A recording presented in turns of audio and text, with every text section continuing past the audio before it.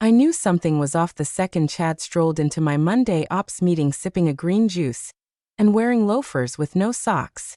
"Just observing," he said, like a fly claiming it had business on your sandwich. No agenda, no intro, no invitation. Just plopped down next to me at the head of the table, like he owned the damn thing. I glanced over at Jeff from finance, who raised his eyebrows just enough to say, "Yeah, this is happening." That was the beginning. The first crack. The tremor before the quake.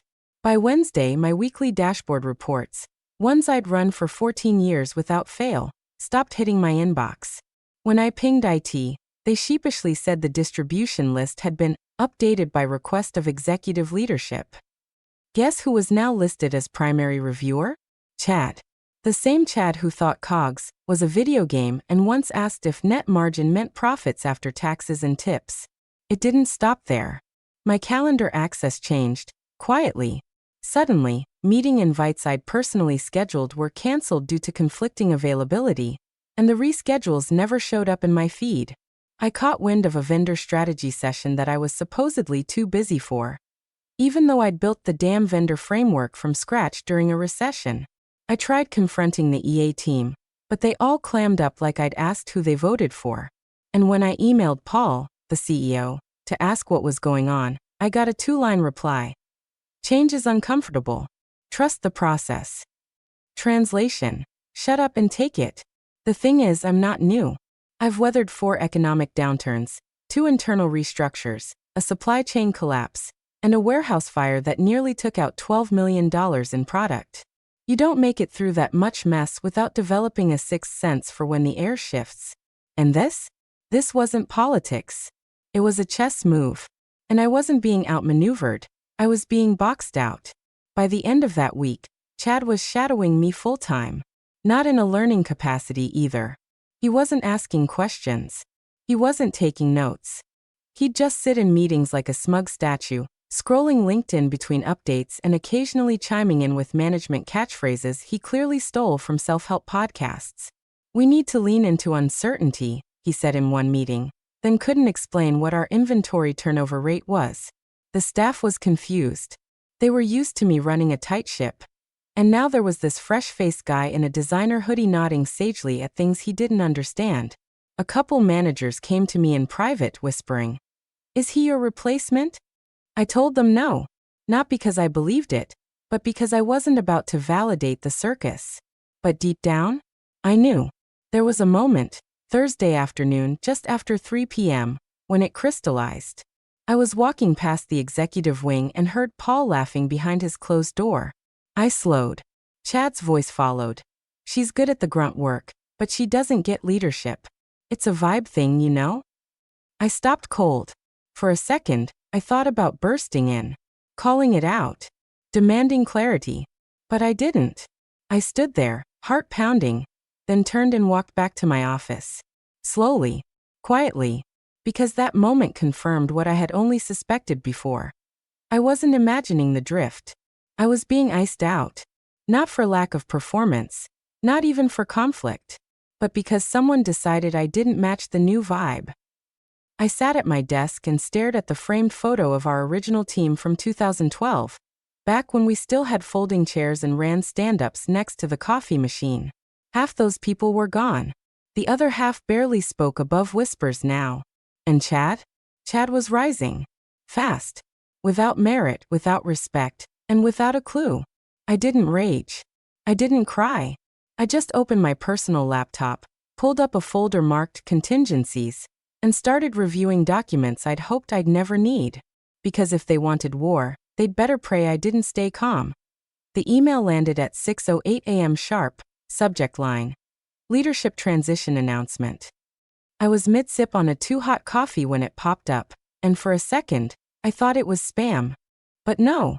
There it was, addressed company-wide from Paul himself, written in that oily tone he reserved for passive-aggressive HR theater. As part of our exciting evolution toward future-focused operations, I'm thrilled to announce the promotion of Chad Whitmore to Executive Director of Strategic Growth and Operations, effective immediately. We thank my full name, first and last, no title, for her years of service and wish her the best in her next chapter. This transition is part of a broader effort to align with our next generation leadership model. No warning. No meeting.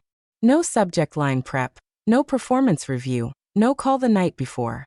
Just 14 years of blood, sweat, and 18-hour shifts dismissed like an expired bottle of ranch dressing in the office fridge. By the time I got to the office, the energy was radioactive. People didn't meet my eyes. The interns were whispering behind standing desks. Chad had already moved into my corner office, and the maintenance guy, God bless him, was wheeling out my chair like it had been contaminated. My nameplate was gone, replaced with one that read simply, C. Whitmore. I found Paul in the glass conference room, talking to our general counsel like they were just casually discussing lunch options. He didn't even stand when I knocked and stepped inside. Just gestured toward the hallway like I was a door-to-door salesman pushing a Bible I hadn't read. You could have told me in person, I said. Calm. Controlled. My voice didn't shake, but the rage was thrumming behind my ribs like a snare drum in hell. He smiled like a man about to mansplain gravity. We're moving fast. You know how it is. Then leaned back, arms folded, and delivered the line like he'd been rehearsing it in the mirror. My son will take over. You're not needed here. That was it. No thanks. No handshake. Just smug dismissal from a man whose greatest executive achievement was surviving nepotism and quarterly bourbon tastings. I nodded once. Just once. And I left. No shouting. No tears. No parting speech. I walked to my office. The one now full of Chad's fake plants and a motivational poster that said hustle harder. Grabbed the one box they hadn't already ransacked, and started packing what little they'd left me. A few framed photos. My notepad. A ceramic mug that said COO. Chief of owning it, that now read more like an epitaph. Chad came in while I was boxing up the last of my things. He did that half-limp handshake thing, like he thought we were peers in some Harvard case study. No hard feelings, right? He said, eyes darting between his phone and my face. I just looked at him. Really looked. At his 2 white teeth. At the overpriced haircut. At the puffed-up chest of a man who hadn't earned a single scar. No hard feelings, I said. Some lessons take longer to learn. He chuckled, oblivious. We'll be fine. I left without correcting him. Out in the parking lot, I sat in my car for a full 3 minutes, watching people walk in. People I'd mentored, trained, defended, and in some cases, carried through crises they barely even remember now. No one knew what to say. And I didn't need them to. Because this wasn't my defeat. It was his mistake.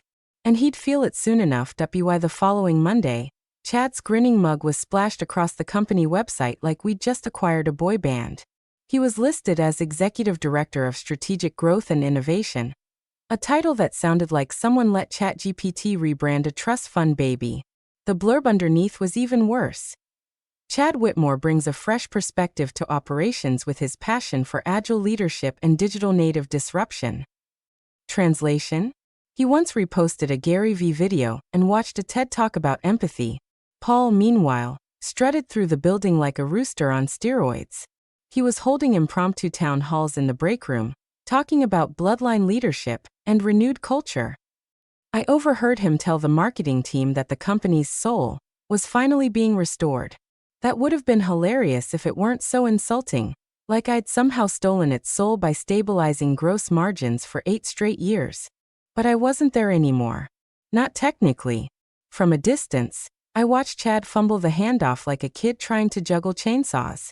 He fired 2 long-standing vendor partners, ones I had cultivated through downturns and shortages, because he said their vibe wasn't scalable. He laid off half the field team in Region 3, and tried to replace them with a software rollout that wasn't even out of beta. He called it streamlining. I called it a lawsuit waiting to happen. People started texting me. One of the warehouse managers sent me a screenshot of Chad's email requesting they test run a decentralized shift schedule. Another messaged, "Is it true we're sunsetting half our SKUs?" Someone else, "Do you know what a cross-regional vertical pod is supposed to be?" I didn't answer any of them. Not because I didn't care, but because I couldn't. Not yet. Then came the silence. The board, the same board that had spent the last year nudging Paul toward a graceful exit, was eerily quiet. No statements. No emails. No we thank her for her service. Just the sudden void of institutional memory, like I'd never existed. That's when I got the text. It came from Alyssa Tran, board member, former COO at a Fortune 100, and one of the few people in that building who actually knew what it meant to drag a dying company out of the mud. Alyssa T. Private, please don't talk to the press yet. Trust me. That was it. No context. No emoji. No call. But it was enough to confirm what I'd suspected all along. This wasn't over. Not by a long shot. You see, Paul didn't know half of what I'd been doing the past 6 months. While he was hosting bourbon nights and bragging about passing the torch, I was in closed-door meetings with the chairman, structuring capital injections, restructuring liabilities, and quietly negotiating an equity option that could have changed everything, had it gone through. But now that I was gone, that option was radioactive. And if Paul had even glanced at my contract, he'd know that firing me without cause nullified his authority in several of those pending negotiations. But he hadn't looked. Of course not. He'd just kicked me out, handed the keys to a legacy intern with a god complex, and expected the building not to burn down. Let it burn. I didn't need to yell. I didn't need to leak stories. I didn't need to scream about injustice or sexism, or how many times I'd saved that company from collapse, because they were going to feel it on their own. And when they did, I'd be the only one holding the extinguisher. My home office wasn't fancy, just a spare room with a battered oak desk, a sagging bookshelf, and a corkboard I'd stopped updating sometime around the pandemic. But it was quiet, private, mini. And that night, I sat in it with the lights low, a glass of rye in one hand and my old laptop humming like it knew we were about to resurrect something dangerous. The folder was labeled Cascade. Inside were 7 subfolders: legal, board comms, investor drafts, cap tables, succession notes, equity options, and buried at the bottom like a landmine, executive agreement. I clicked that last one first. The PDF opened slow, like it too was holding its breath. Page 12, paragraph 6, buried in standard HR jargon, sat the phrase I'd highlighted months ago in yellow. In the event of termination without cause, all C-suite level decision-making privileges exercised by the acting CEO relating to pending transactions negotiated in collaboration with the Chief Operating Officer shall be rendered void, subject to board override only through unanimous vote. In plain English, fire me without cause, and Paul loses the steering wheel on anything I'd been touching, including the private equity infusion I'd spent the last 5 months structuring. And I hadn't just touched it, I'd built the damn thing. I closed the file and opened the folder labeled Investor Drafts. Inside were proposal iterations, term sheets, and track change Word docs that read like a thriller for corporate lawyers. I'd worked with the chairman himself on this deal. We kept it close, just him, me, legal counsel, and 2 outside strategists. Paul was intentionally left out. He didn't have the patience for nuance, and frankly, we didn't trust him not to blow it up for optics. He thought investments were for photo ops. I thought they were survival. Our flagship proposal was a $36 million capital injection from a private manufacturing consortium with a controlling interest trigger, one that would have made me the majority shareholder's executive proxy. The ink wasn't dry yet, but we were close. A week, maybe 2. And then Paul fired me. Without cause. Without legal review. Without a single call to the chairman. Which meant every line item in that proposal, every contractual leverage point, every signature waiting to be executed, just got reset to 0. And Paul? He'd just locked himself out of his own house without realizing the spare key was inside my purse. I opened another file, emails between me and Alyssa, redline drafts with comments like, "If we do this right, you'll be the one signing off on his retirement plan." I scrolled through spreadsheets, revised org charts, governance models that showed me taking over within 6 months, if not sooner. Paul had never seen any of it. Because he wasn't supposed to. The board hadn't planned to announce the transition until the funding landed. They were still navigating politics, internal PR, timing. I told them I didn't need a crown, just control. I'd never cared about ego. I cared about the company surviving the next 5 years. But now, thanks to Paul's ego, he'd undone all of it. And the house of cards was about to shake. I leaned back in my chair, stared at the ceiling, and let the silence settle. This wasn't about revenge. This was about precision. Paul had made a decision based on pride. I was about to counter with contract law, market leverage, and 2 NDAs that gave me the authority to speak directly with our lead investors. I didn't need to raise my voice. I just needed to hit send. The next morning started like any other in that building. Cold coffee, muted chatter, the smell of toner and desperation. Chad was holding court in the conference room, trying to explain brand synergy to the logistics team, who looked about as interested as a dog in a math lecture. Paul was doing his usual CEO peacock walk, arms swinging like his Rolex weighed 10 pounds, smiling at interns like he'd just invented leadership. Then the elevator dinged. And everything shifted. The man who stepped out didn't belong to that world, not anymore. He didn't wear the company fleece or sport a lanyard. He didn't check his phone or glance at the receptionist. He walked straight through the glass lobby, past the confused executive assistant, and into the hallway with the calm, heavy tread of a man carrying a loaded weapon no one could see. Edward Halbert, chairman of the board. 40 years of mergers, 2 bankruptcies averted, and one of the last people in that building with more power than Paul. He hadn't stepped foot in the office since before the pandemic. So when he walked in without warning, heads turned. HR went silent. Someone in marketing actually dropped their muffin. Paul spotted him from down the hall and lit up like a Christmas tree on cocaine. Ed, my man, what a surprise. You didn't tell me you were coming in today. He walked up with that fake laugh he always used when he was performing for someone he couldn't control. Just in time to meet the new blood. I've replaced her with my son. He gestured proudly toward Chad, who was still in the glass conference room, drawing a flowchart on the whiteboard that looked like it had been stolen from a TEDx talk on disrupting the disruptors. Edward didn't smile. He didn't shake Paul's hand. He didn't even blink. He just stared at him hard, like he was trying to figure out whether Paul was joking or clinically insane. What have you done? Edward said, low and flat, like a death sentence delivered by a priest. Paul laughed, nervously now, glancing around like the punchline had landed wrong. Ed, come on. You've seen the numbers. She was a legacy operator, stuck in old frameworks. Chad's exactly what this place needs. Youth, vision, digital forward execution. It was time. Edward didn't sit. He didn't nod. He didn't move. He just repeated, slowly this time, each word slicing the air like a scalpel. What have you done? The silence that followed was radioactive. You could feel the air thicken, like the building itself knew a storm had cracked open. Paul's grin faded. His voice dropped a register. We're transitioning leadership. I have full authority. You had authority, Edward cut in, until you fired the only person keeping this company solvent. He paused. Without cause. Paul blinked. What are you? You voided your own executive powers on 6 contracts we're still in the middle of negotiating. Edward finally stepped forward, voice tight. Do you have any idea what you've triggered? Paul paled. Not visibly, not theatrically, but in that subtle, creeping way where the blood starts to retreat behind the eyes, and a man realizes he just pushed a button without reading the label. Edward didn't wait for a reply.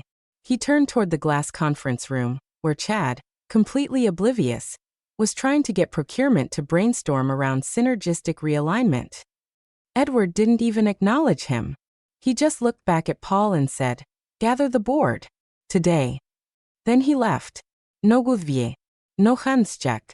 Just walked back into the elevator and disappeared like a ghost who came to deliver a single curse. Paul stood frozen, lips parted like he wanted to say something clever, but there was nothing left in the chamber. And for the first time since I'd been pushed out, I knew. He was scared. Not publicly. Not yet. But the cracks had started. And cracks only go one direction. By noon. The building was humming with the kind of tension you can feel in your molars. People weren't talking, not in the open.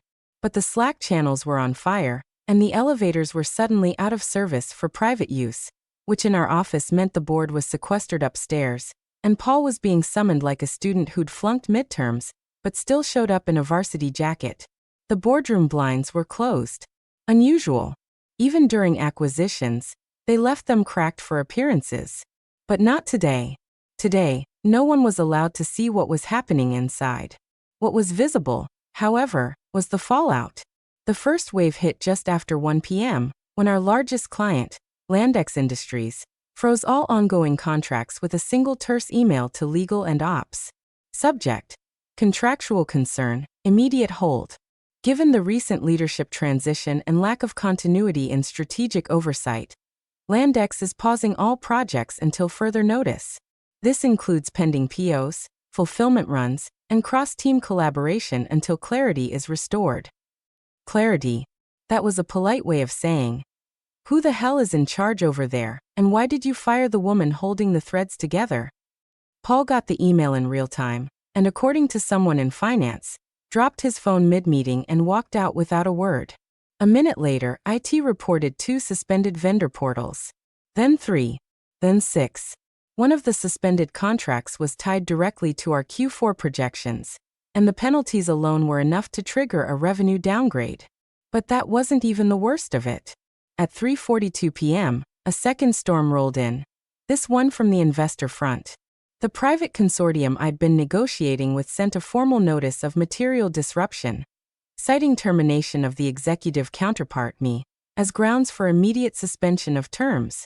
No capital, no equity, no cash cushion. And just like that, the future Paul had been coasting toward, IPO rumors, brand reinvention, keynote spots at conferences, died on the vine. Now here's the kicker. He still hadn't told Chad. Upstairs, Paul was pacing like a man trying to remember CPR on a corpse. But down in the trenches, Chad was scheduling brainstorming sessions titled New Era Vision Sync and asking junior managers to draft thought leadership quotes for his LinkedIn. He held an afternoon stand-up where he explained out loud that metrics are mostly vibes anyway. One of the engineers asked, "What's our updated cost baseline since Region 3 was cut?" Chad replied, "Let's not get bogged down in decimals. Think bigger." By 5 p.m., HR had quietly started compiling a folder labeled Behavioral Feedback. See Whitmore. Anonymous complaints poured in. Some petty. He asked if we have beanbags in the break room yet. Others damning. Tried to cancel a safety audit to save money. And mocked a senior manager during a product review. The office air had shifted. No more fake smiles. No more nodding along. People were watching. Waiting. Because the financials were now bleeding in real time. Forecast dashboards turned red. Slack channels were renamed contingency planning. Procurement sent a cost freeze memo, and the comms team started prepping an internal statement that read like a pre-obituary. Meanwhile, Paul was in the boardroom being handed the receipts, contract clauses, investor timelines, governance rules. Edward didn't raise his voice. He didn't need to. The numbers were loud enough. And Chad? Chad walked past accounting whistling a Drake song, holding a smoothie and said, "Man, leadership's exhausting." He had no idea. But Paul did. And for the first time in his career, he realized something terrifying. This wasn't a bump. It was a fall. And no one was reaching for the parachute. It was 7:15 a.m. when legal broke the seal. Apparently they'd been reviewing her contract all night.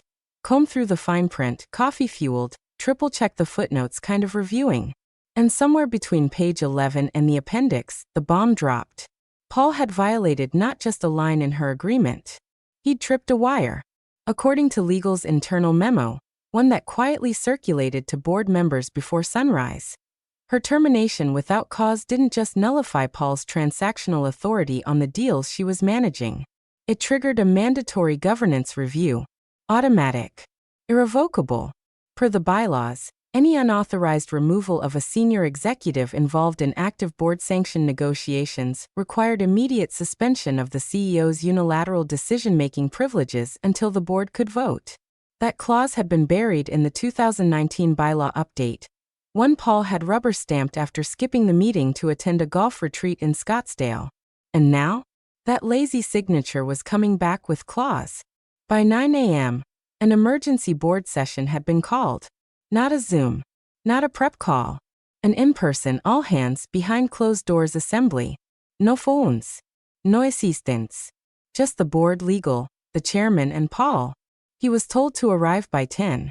He showed up at 9:45, pale, damp, and wearing a suit that suddenly looked 2 sizes too big. No sign of Chad. This wasn't about Chad anymore. This was about control. About fiduciary responsibility. About a CEO who'd just kicked over a chessboard mid-match without realizing the queen was holding the last move.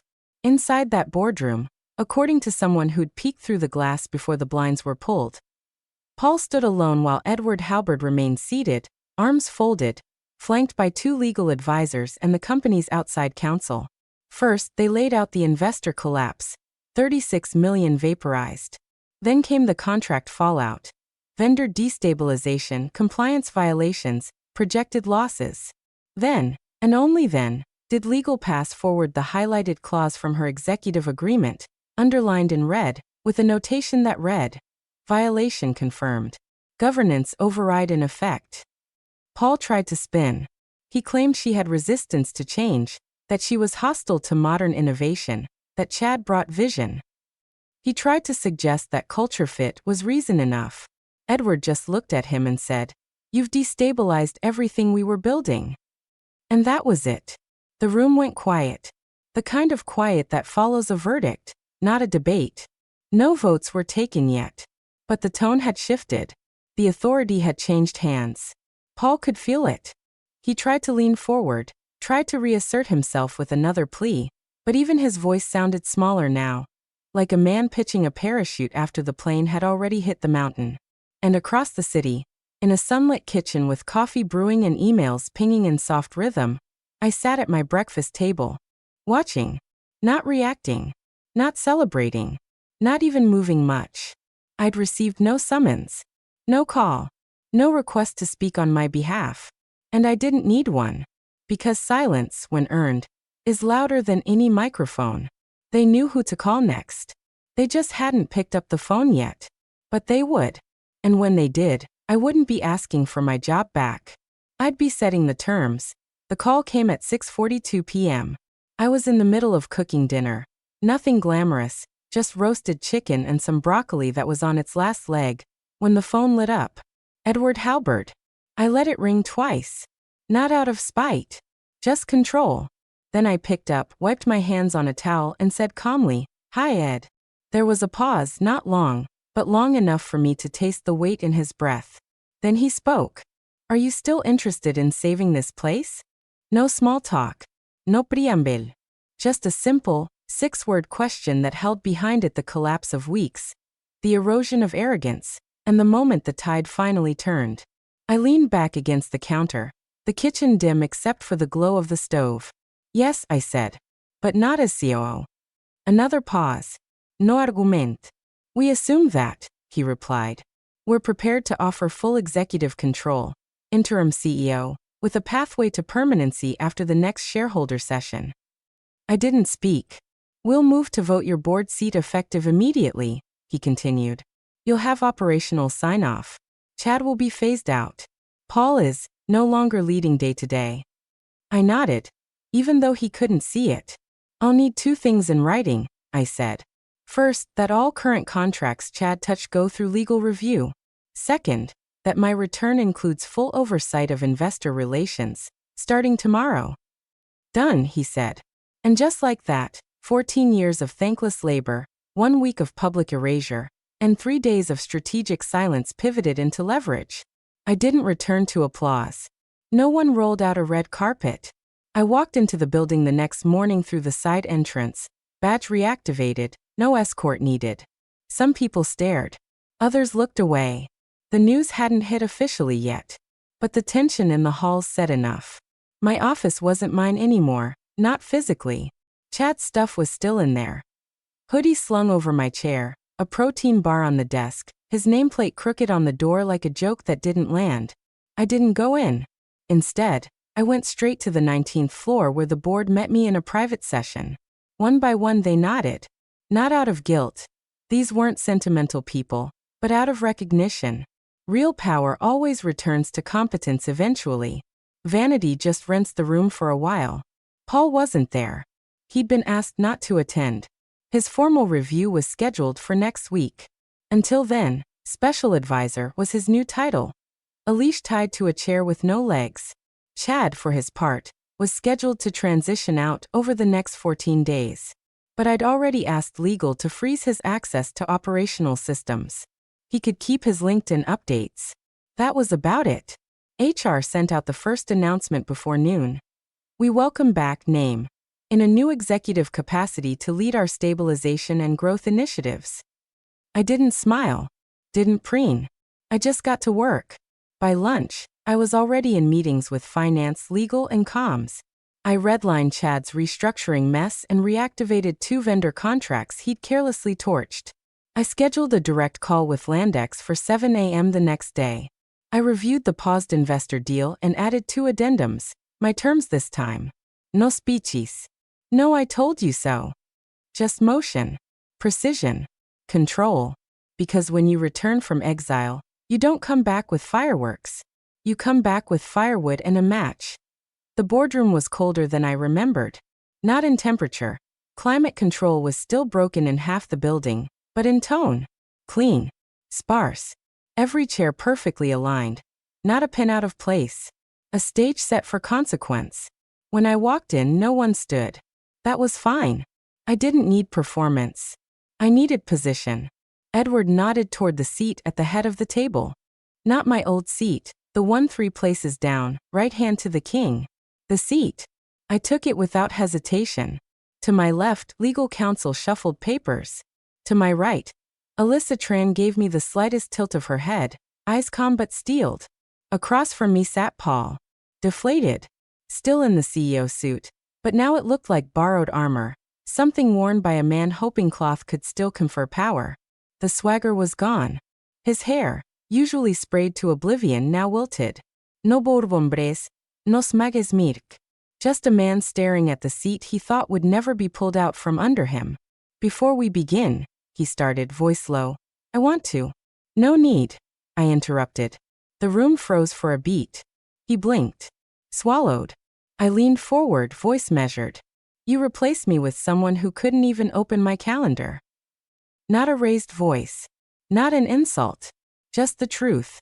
There was no reply. What could he say? That Chad thought QBR meant quick business returns? That he missed a legal filing deadline because he was too busy drafting a team-building scavenger hunt? That he tried to pitch a blockchain idea to a logistics client who still ran on fax machines? The silence hung heavy. Then Edward cleared his throat and began the session. It was procedural. Clean. Acknowledgement of new operational authority. A unanimous vote to confirm interim CEO appointment with fast track to permanent. A formal censure placed on Paul, pending full review of governance breach. No ceremony. Just signatures. And in the middle of it all, Chad's name never came up. Not once. His chair sat empty, his badge already deactivated, his future somebody else's liability. That, in the end, was the real justice. Not that they'd been punished loudly, but that they'd become irrelevant. Forgotten footnotes in a ledger too important to leave in reckless hands. When the meeting adjourned, no one clapped. They just rose, filed out, and left me alone in the room. I stood slowly, walking to the window that overlooked the city, 30 floors up, glass streaked with late afternoon haze. 14 years. One quiet exile. And now I stood where I was always meant to. Not because I demanded it, but because when the smoke cleared, I was the only one left holding the damn map. He thought bloodline was strategy. Turns out, experience has a longer legacy.